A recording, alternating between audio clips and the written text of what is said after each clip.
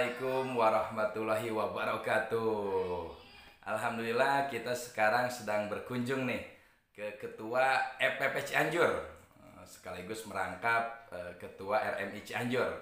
Selamat siang Kang. Selamat siang. Alhamdulillah sehat. Alhamdulillah sehat, sawah sunnah sehat. Alhamdulillah. Ya gimana nih puasa sekarang nih? Alhamdulillah, mudah-mudahan lancar sadayana. Amin ya Allah ya Rabbal Alamin. Amin. Kang, kita teh gini nih, orang campur-campur lah ngobrolnya. Kita memang harus melestarikan bahasa Sunda gitu ya. Gitulah. Jadi ya mah ngobrol-ngobrol santai.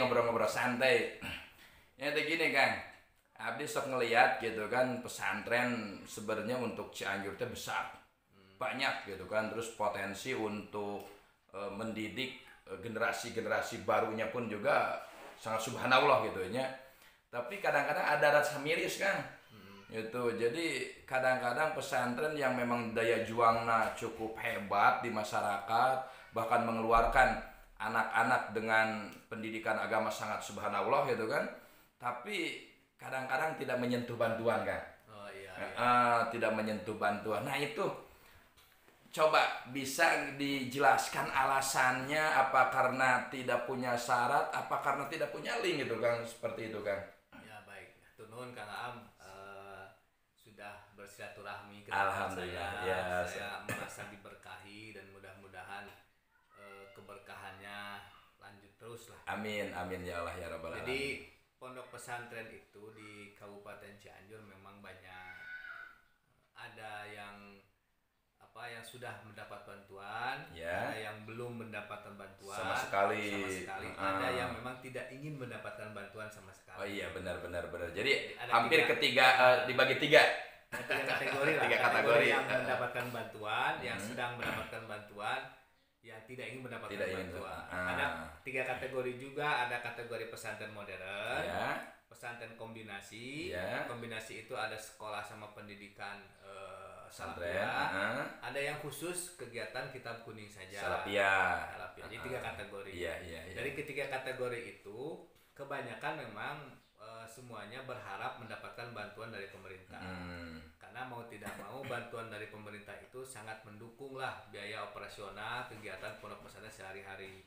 Namun tentu kalau berhubungan dengan pemerintah untuk mendapatkan bantuan ada syaratnya juga dari pemerintah yang mesti ditempuh. Berarti karena uang negara kan itu nggak bisa sembarangan orang kasih lah. Jadi harus jelas sasarannya ya. Harus ada sasaran penerimanya yang jelas. Siapa digunakan untuk apa dan pertanggungjawabannya seperti apa. Betul. Nah itu kan ini mungkin banyak nih yang belum tahu syaratnya ya, meskipun kayaknya mungkin kalau masa-masa pandemi seperti itu pasti ada resep bantuan gitu bantuan. Betul. Nah itu persyaratan kan biar cipari bahasana, banyaklah pesantren yang memang belum tahu tentang persyaratan seperti ini nih gitu kan. Gerenat we dina hatena hayo itu batur menang bantuan teh di pesantren urang teh. Nah gitu. Nah itu syaratnya minimal seperti kemana kan?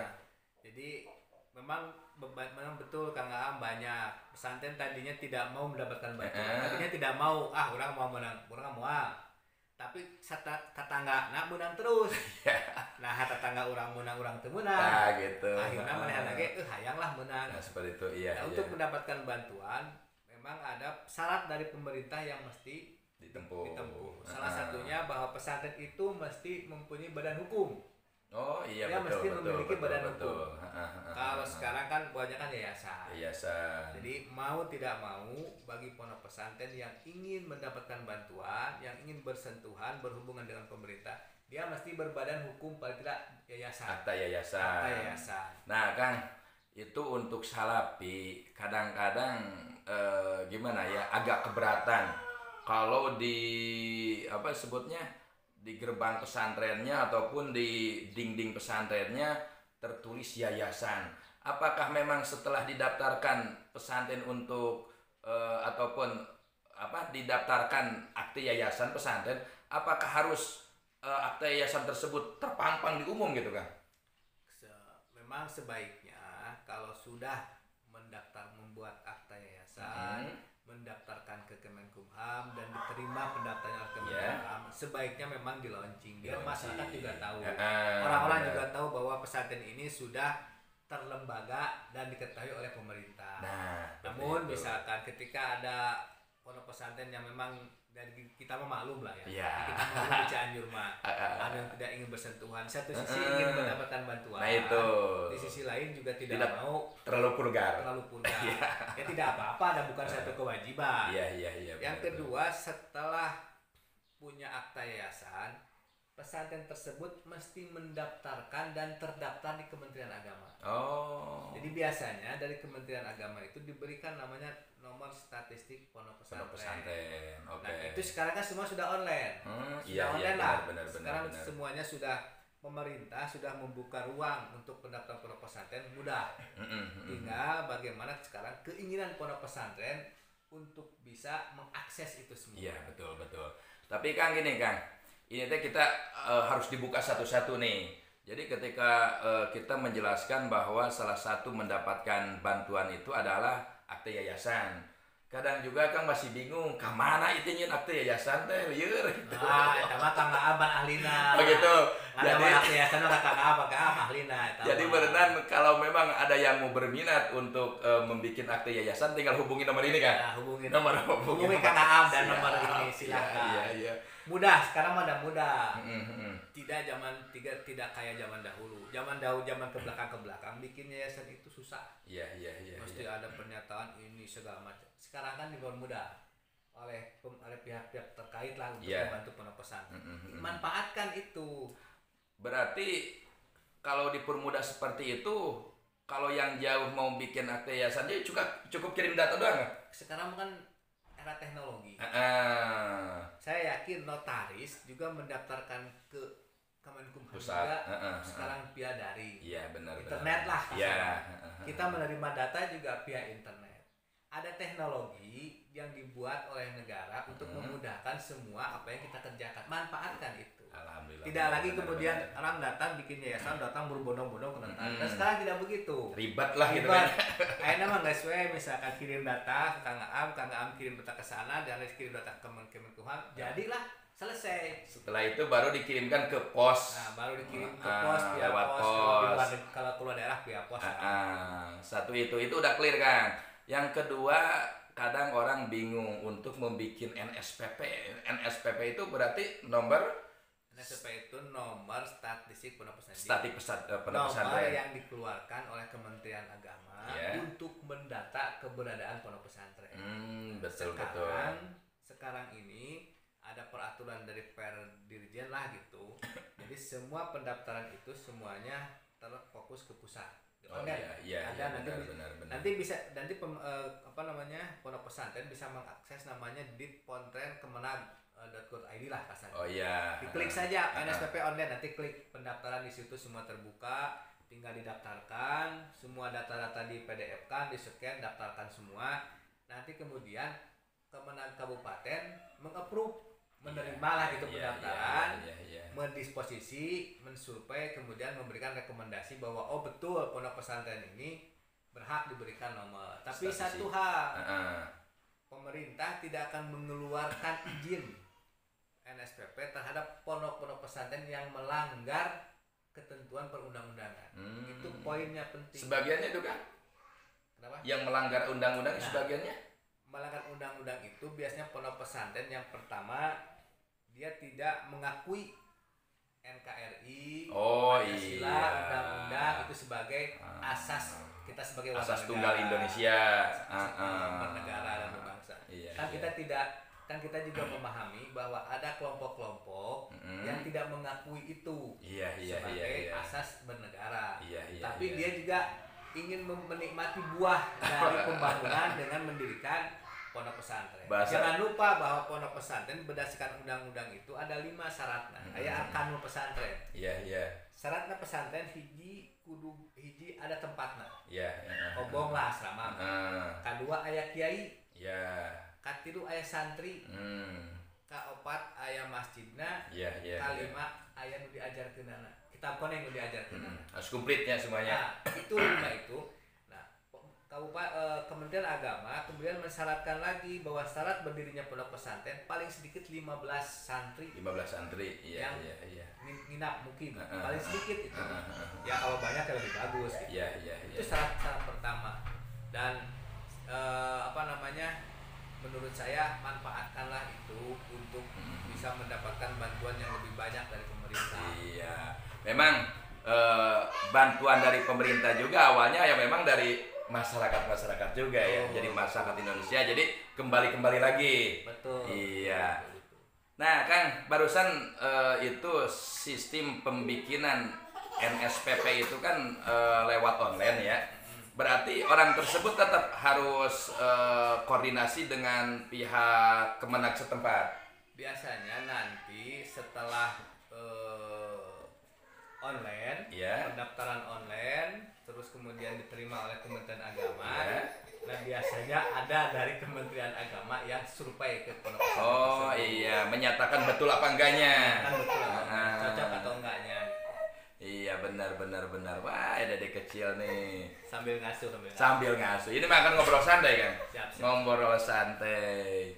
Nah, alhamdulillah ini salah satu penjelasan. Ya, jadi ketika kita ada pandangan bahwa pesantren kita itu kenapa nggak dapat bantuan, ternyata mungkin itu kan, nah, itu. ada kekurangan gitu. Jadi, nah, betul Kang Aam, pondok pesantren itu kalau mau menerima bantuan dari pemerintah, mesti mengikuti prosedur yang ditetapkan oleh pemerintah. Ditetapkan benar. Jangan ingin dapat bantuan tapi prosedurnya tidak ditempuh. Pemerintah juga kan mesti mempertanggungjawabkan uang yang diberikannya itu kepada siapa, apakah lembaganya itu diterima, diakui, berada di masyarakat ataukah tidak. Kalau pemerintah kemudian memberikan uang kepada yang tidak terdaftar, tidak lengkap, ya sama juga dengan dolim juga pemerintah. Iya, buang-buang anggaran. Jadi saya memberikan saran kepada pondok-pondok pesantren yang hari ini belum memiliki perizinan kelembagaan, segeralah membuat perizinan kelembagaan tersebut. Bikin akte yayasan ke Kang Aam, daftarkan ke Kementerian Agama untuk bikin NSPP. Daftarkan juga satu lagi, jangan lupa terdaftar di Kesbangpol. Oh iya, NPWP.